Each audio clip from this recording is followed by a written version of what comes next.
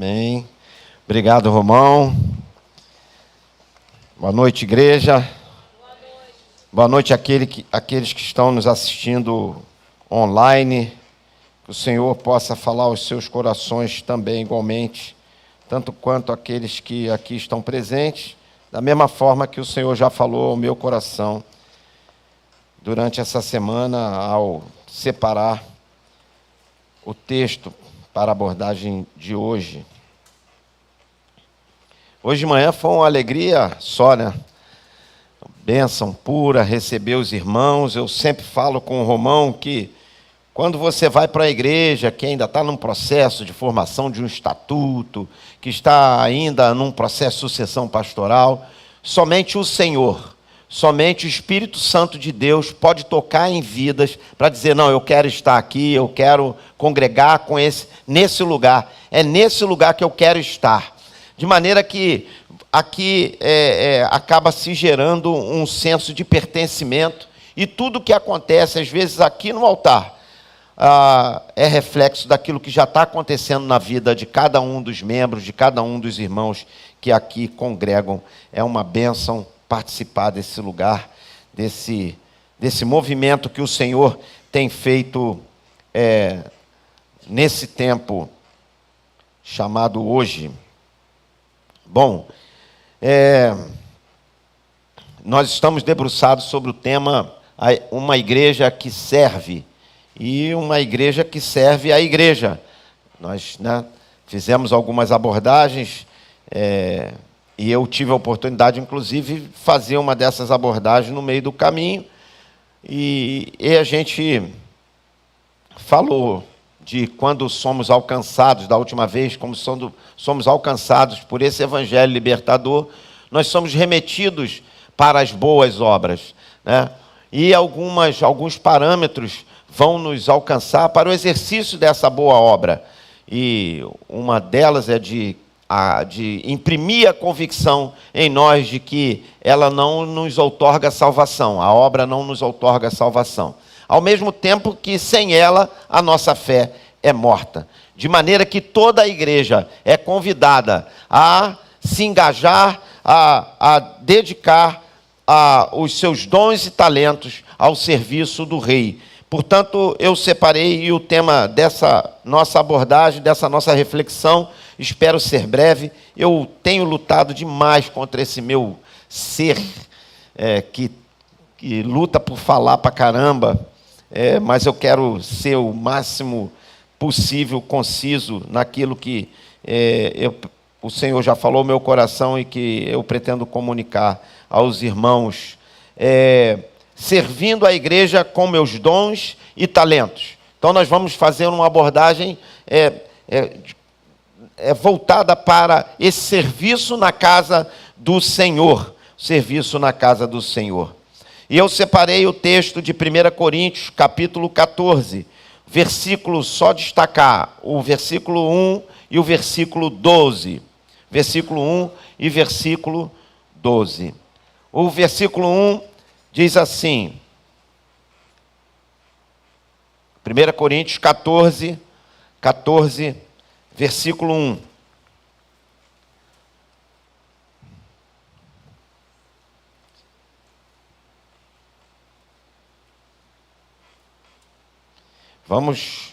Eu vou ler aqui então. Segui o amor e procurai com zelo os dons espirituais, mas principalmente o de profetizar. Assim também vós, o versículo 12, vós, como desejais dons espirituais, procurai abundar neles para a edificação da igreja. Vamos orar. Deus amado, eis a tua palavra que, creio, já começa a produzir os seus efeitos no coração e na mente daqueles que a ouvem, ó Deus. Que o Senhor possa completar tudo aquilo que dissermos aqui nesta noite, de maneira a que o Senhor possa fazer do nosso coração um lugar fértil para que a gente transforme a fé a palavra em ações a partir de nós. É o que nós te pedimos e te agradecemos em nome de Jesus. Amém. Vamos contextualizar essa carta de 1 Coríntios. Essa sociedade de Corinto, ela é formada inicialmente por 3.000 soldados, escravos, e alguns veteranos soldados romanos do exército.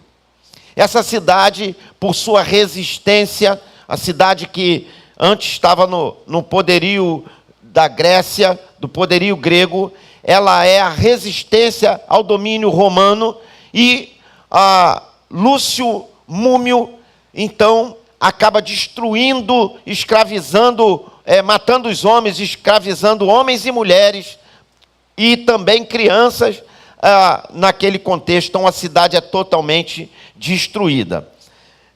No ano lá de 146 anos antes de Cristo. No ano 44, vem então Júlio César e reconstrói essa cidade, que passa a ter 80.000 habitantes. Ela era uma cidade até religiosa, uma religião pagã, cheia de rituais, e inclusive havia um sincretismo tremendo ali. A elite adorava alguns deuses, os pobres, o proletariado, né, adorava outros deuses, e dentre a elite que adorava Afrodite, que vocês já devem ter ouvido, a deusa grega do amor, da beleza sensual, e também Poseidon, né, o deus lá dos mares, da tempestade. Então havia isso aí.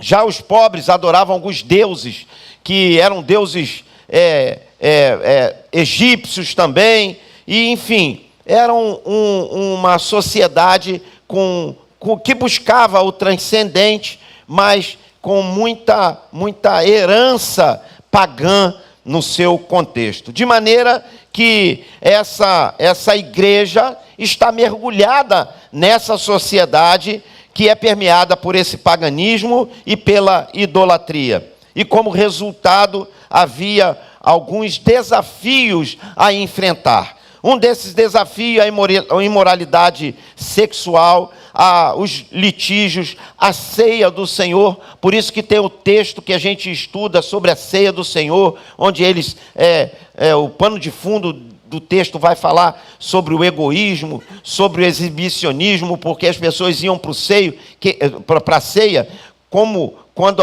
aquela pessoa que era mais abastada, ela levava muita coisa, mas ao mesmo tempo que levava, ela comia tudo, bebia tudo, e deixava os mais pobres sem o que comer. E aí é o texto que Paulo vai admoestar sobre aquele pecado ali. E, por último, a questão dos dons espirituais. E Paulo, então, ele vem com um discurso propugnando pelo um evangelho simples, um evangelho bem seco, bem direcionado, onde não há dúvida, que ele transmite e retransmite para que aquilo ficasse no inconsciente do povo, de maneira que ele vai falar que ainda que venha um anjo do céu, ou eu diga de outra forma, basicamente como dizer assim, então diga que se sair da minha boca alguma coisa diferente daquilo que tenho dito, pode chamar de anátema, porque ele estava convicto daquele evangelho que foi revelado pelo próprio Cristo.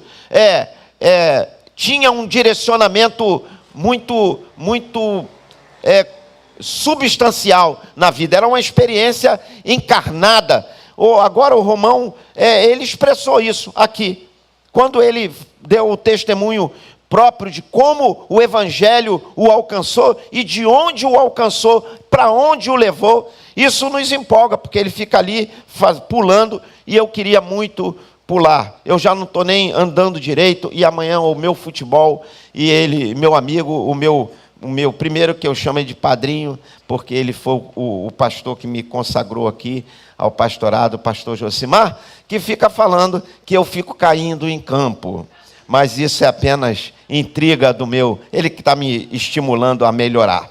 Eu vou, nesse texto de 1 Coríntios, o Paulo, são 40 versículos, e Paulo está tão preocupado com a questão dos dons, que ele usa 11 versículos para falar de como usar os dons.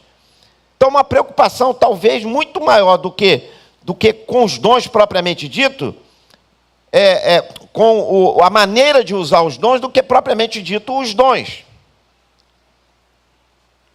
Mas, para mim, o que cala o meu coração, e acho que é o centro de tudo aqui, e espero que vocês entendam, Paulo inicia o seu discurso em 1 Coríntios 14, de forma muito cirúrgica. É de forma muito cirúrgica, porque ele vai falar dos dons. O pano de fundo, o tema principal são os dons. Mas ele inicia dizendo assim, ele inicia, vamos aqui que eu vou direto no papel. Segui o amor e procurai com zelo os dons espirituais, mas principalmente o dom de profetizar. Então ele fala assim, segui o amor. Estão no seio da nossa igreja, servindo na igreja, que é o tema central aqui da nossa abordagem, parece combinar, porque ele diz, se você for exercitar os seus dons e talentos nesse lugar, e que você quiser começar por algum lugar, comece pelo amor. Comece pelo amor. Seja lá, eu vi na internet, a internet às vezes tem coisa boa. Seja lá qual for a pergunta, a resposta sempre será o amor. Seja lá qual for a pergunta, a resposta sempre vai ser o amor. E se a gente pudesse estar falando a respeito de um pouco mais profundidade, a gente tivesse que exercitar esses dons e talentos no seio da igreja, a gente não poderia abrir mão de o fazê-lo expressando o fruto do Espírito Santo. A alegria, aonde você chega bagunçando, causando guerra, está errado. Você está com outro espírito, não o Espírito Santo de Deus no coração. Se alinhe. E esse outro espírito não significa dizer que é o espírito de Satanás, não. Pode ser o teu espírito mesmo, entendeu? Pode ser você mesmo, como pessoa. Porque a gente, como pessoa, às vezes, não é, na maioria das vezes, não somos lá boa bisca, como diz o outro. Mas é o Espírito Santo de Deus que transforma o nosso ser, que faz com que a gente seja alguém diferente. Aonde você chega, a alegria, e aí eu não posso me esquecer, depois do futebol a gente tem a nossa resenha. É o lugar que a gente vira quinta série. Que lugar maravilhoso, que lugar bom de estar. Ali é culto também, que a palavra de Deus vai dizer que, ó quão bom e quão suave é que os irmãos vivam em união. Pastores ali reunidos, a gente ri muito, a gente brinca com os outros. Alegria, paz, paciência, bondade, domínio próprio, longanimidade, fidelidade, mansidão. Não está aqui como fruto, mas o Senhor nos ensina a humildade, né? Inclusive, há um tempo atrás, a gente identificou para o exercício de uma atividade que a pessoa era muito boa numa situação, mas tinha dificuldade na outra. E a gente falou assim, vamos apostar, porque se ela basta ser humilde, que se ela for humilde, ela vai ouvir a gente e a gente vai ajudar a pessoa a andar. Não deu certo, mas beleza, vamos caminhar. Numa situação particular. Somos convidados antes de falar isso.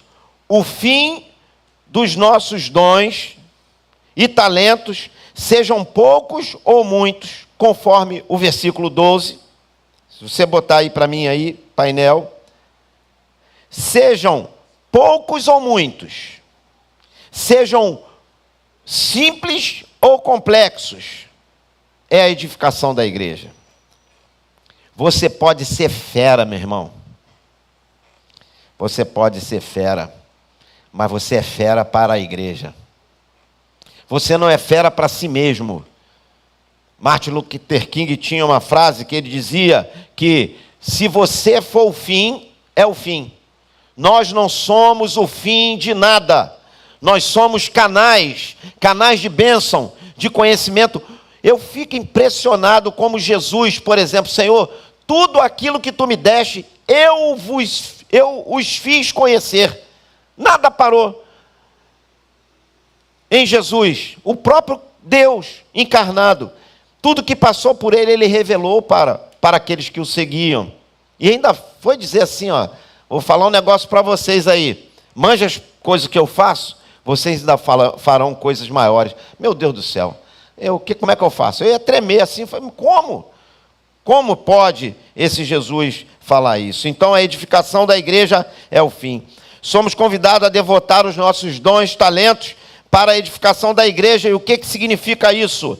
Significa que essa edificação da igreja não tem a ver com a obtenção de vantagem pessoal.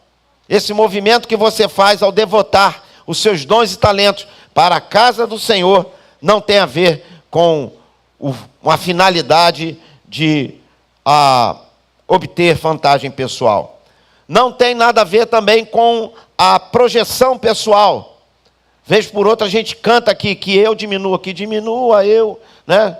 E que tu cresças, Senhor, eu estou ruim mesmo, hoje eu estou mal, mas amém. Hoje você estava assim, eu falei assim, quem é aquela moça que está cantando? Aí eu vi, você estava atrás do coisa, a voz estava diferente, estava legal. Ou então eu que não percebo, que eu fico olhando ali direto, Vandinha cantando. Ações que visem atender o interesse da comunidade. Significa dizer que esse dom e esse talento é muito legal, mas as percepções que eu tenho tem que estar a serviço da comunidade. Eu devotando a comunidade, eu estou devotando a Deus. Olha, o meu conhecimento é esse. O que você faz com esse conhecimento? Você opta por quê? O que a comunidade quer? O que ela deseja? O meu interesse se subordina ao interesse maior, porque é revelado no coração dos irmãos. Falei com o Romão hoje que há uma dúplice atuação do Espírito Santo. E quem está vindo quarta-feira, eu lembrei de quando Paulo e Barnabé foram comissionados, diz assim, separai Barnabé e Saulo, a quem eu os tenho chamado. Ou seja, ele está falando para um grupo de membros da igreja de Jerusalém, algo que ele já tinha falado no coração daqueles que seriam comissionados. Se de um lado a igreja não é comum a igreja determinar que fulano de tal vá sem que Deus fale o coração daquele fulano de tal, o fulano de tal também não pode se posicionar dizendo, não, Deus me chamou para fazer isso. Ok, a igreja precisa o quê? Também ouvir de Deus essa convocação, esse chamado. E quando encaixa isso aí, as coisas são maravilhosas, os resultados são maravilhosos no seio da casa do Senhor.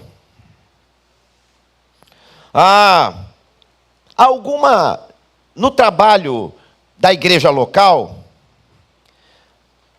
tem 2 autores australianos, teólogos, um chama-se Colin Marshall, o outro Tony Payne, que escreveram um livro, A Treliça e a Videira. Então, no trabalho da igreja local, há 2 olhares que eles nos chamam a atenção para observar. Treliça e a videira. O que é que isso tem a ver? Treliça é aquela estrutura normalmente mais física. Quem notou, essa semana aqui, eu vi o Edmar e o pastor Vanderlei, que trabalham aqui na nossa igreja, pintando aqui. Quem reparou aqui? Levanta a mão. Quem reparou aqui que foi pintada a porta? Que maravilha. Eu vi com os meus olhos o carinho e o cuidado quando o pincel passava pelo cantinho para não borrar o teto, porque é cinza e branco. Eu vi, quanto mais quem? O pai. Cuidado com a casa. Então, se eu estivesse falando da treliça, eu pudesse traduzir, o autor não vai falar isso, mas seria a secretaria, a aquisição de bens, reforma administrativa, a manutenção da estrutura física. A videira é a oração, né? Ministério e as ações, a EBD com os professores, o estudo, né? O ICV, esse voluntariado. Então, estou falando de coisas, né, que a igreja precisa olhar. Uma hora, vamos supor que isso aqui fique pequeno. Então, na visão desses dois teólogos, é preciso que a gente observe que há necessidade ou de aumentar o templo, e se a gente não tem condições de aumentar o templo, então é física, é treliça, a gente tem que fazer o quê? 2 cultos, por exemplo, é uma solução. Agora também a gente pode ver assim, ó, a nossa estrutura é muito boa, mas esse lugar não traz cura. É um lugar que só tem fofoca. Quando eu estou nesse lugar, esse lugar me faz mal. Esse lugar não pode ser esse lugar que nós estamos. E graças a Deus que esse tempo temos vivido um outro momento. Que bom que seja assim. Mas se essa igreja passar por um momento desse tipo, em que as pessoas não venham se aguentar, algo precisa fazer. Então esses autores eles estão falando para que a gente pensa na estrutura física, ora a gente pensa na estrutura, aquilo que é espiritual, aquilo que pode gerar vida na vida das pessoas. Vamos lá. Eu estou aqui me recorrendo dos dois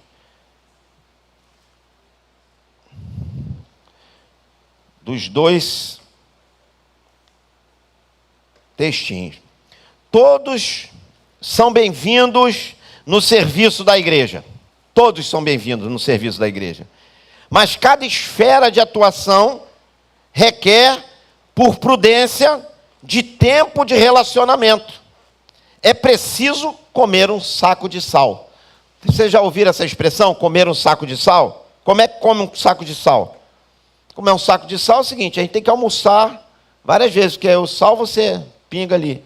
Então, até gastar um saco de sal, ou seja, ali na mesa. E aí, irmão? E aí, fera? Fala aí comigo. Tua esposa? Não, minha esposa, pô.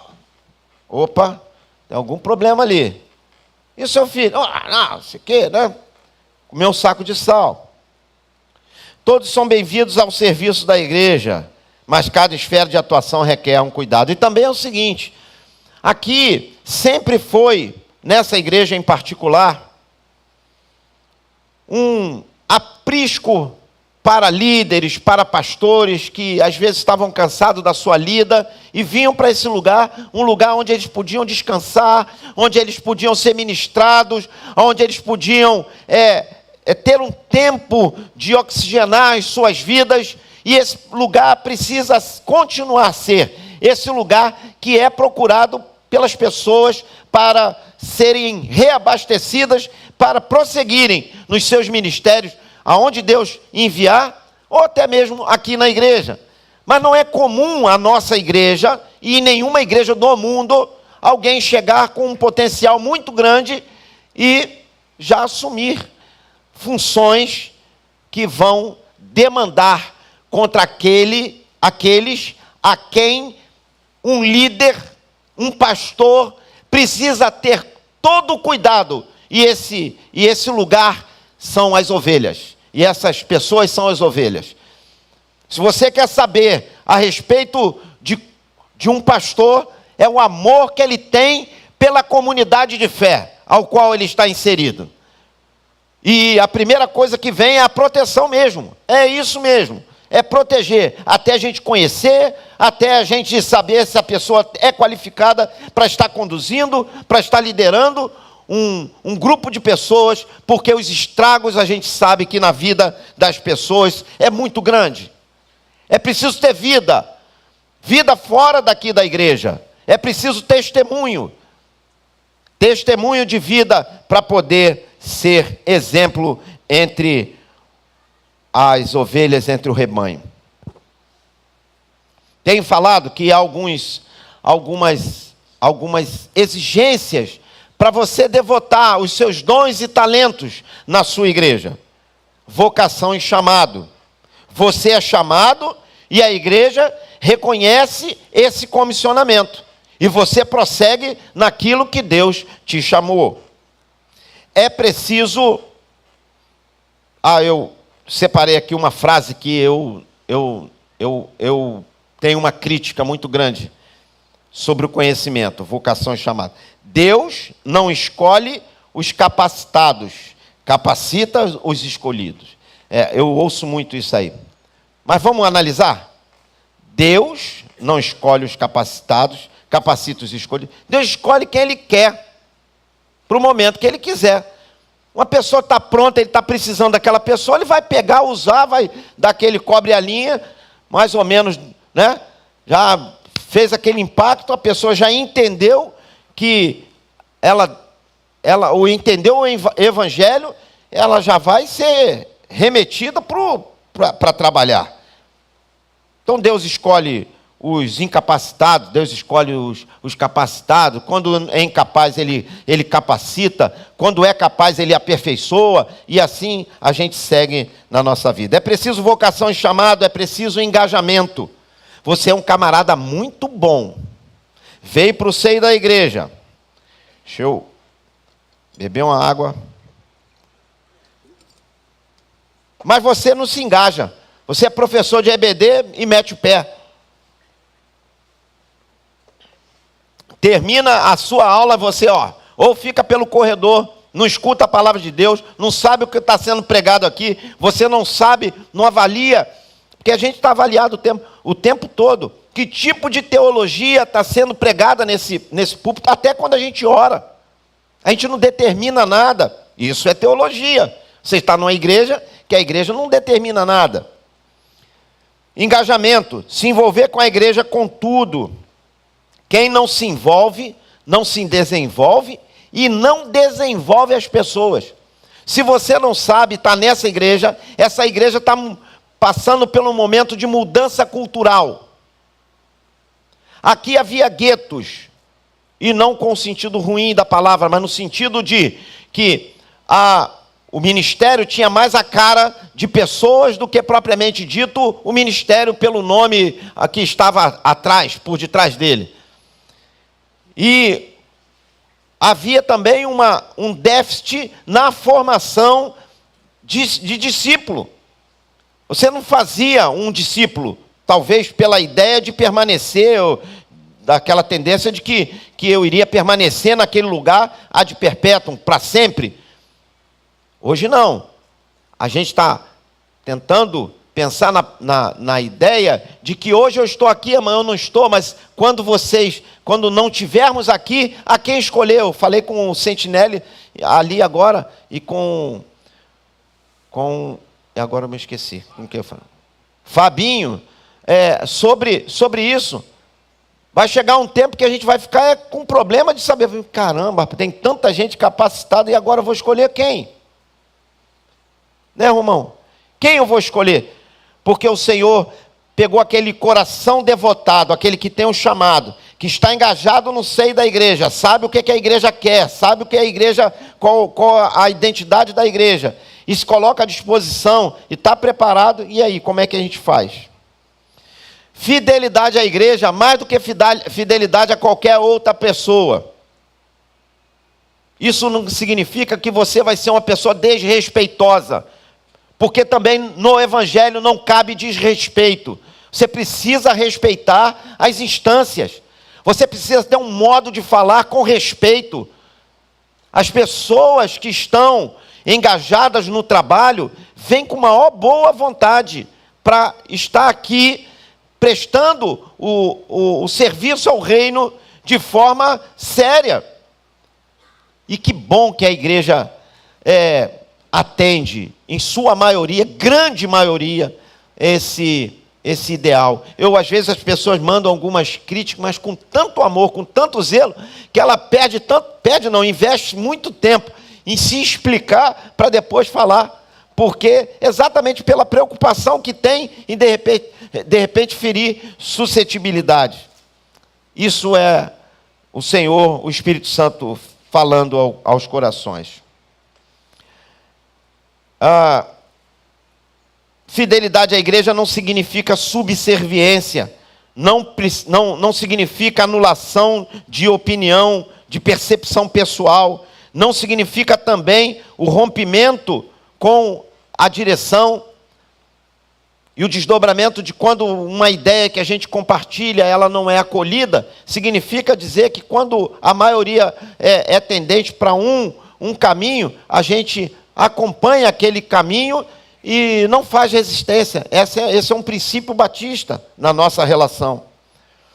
Uma demanda que também, além da questão da treliça e da videira, uma demanda que é histórica da nossa igreja evangélica, é a reforma protestante, que tem como lema a Ecclesia Reformata, sempre reformanda. Ou seja, a igreja reformada se reformando sempre. E John Stott, ele vai falar no livro A Igreja, ele vai falar que normalmente quando se fala em reforma, a gente enfatiza o poder da palavra de Deus.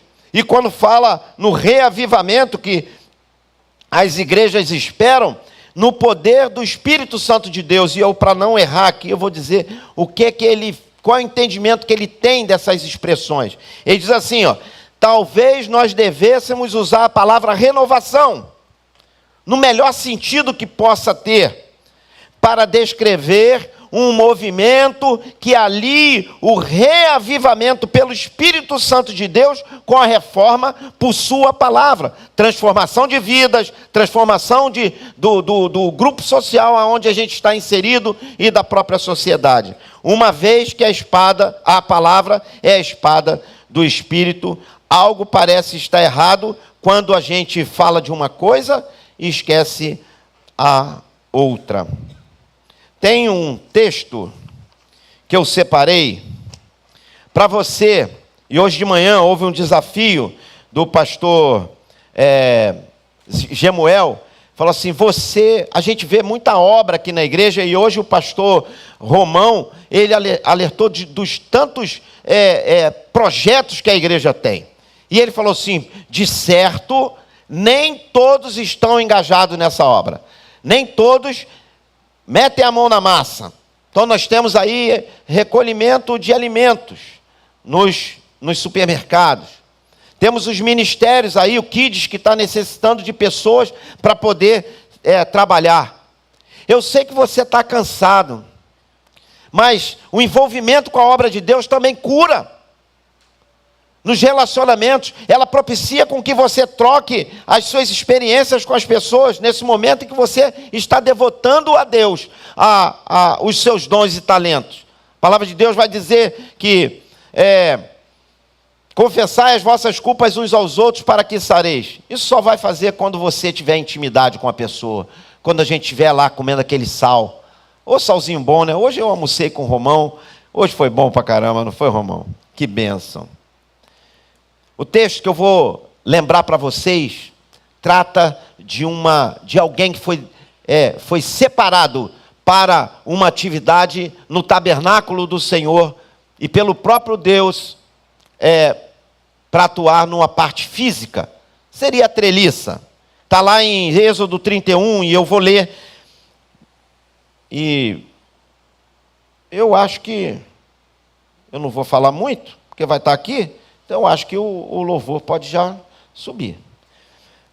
O texto de Êxodo 31 diz assim, disse também o Senhor a Moisés, toma nota de que chamei Bezalel, filho de Uri, e neto de Ur, da tribo de Judá, e que o enchi com o Espírito de Deus, dando-lhe sabedoria, capacidade, conhecimentos para todos os trabalhos. Ele está, pois, altamente dotado como artista, desenhador de todas as peças feitas em ouro, prata e bronze. Está igualmente capacitado para trabalhar como joalheiro e escultor de madeira. Também ele está capacitado para isso. Aí diz mais: também nomeei Aholiabe, filho de Alsamaque, da tribo de Dan, para que seja seu assistente. Além disso, tenho dado especial sabedoria a todos os que são conhecidos como peritos na construção de tudo o que te indiquei para fazer. Ou seja, a tenda do encontro, a arca do testemunho, o mobiliário do tabernáculo e assim por diante. Você quer essa unção? Você quer essa outorga do Senhor, uma bênção maior? Você é um bom profissional, mas quando você submete a sua aptidão, o seu dom, o seu talento nas mãos do Senhor, isso acontece. O Senhor capacita você com saídas incríveis, coisas que você não imaginava e que os outros também que estão à sua volta não conseguem imaginar. Mas você é capacitado com esses dons para poder abençoar a casa do Senhor, porque os teus dons e os teus talentos são para a edificação da igreja.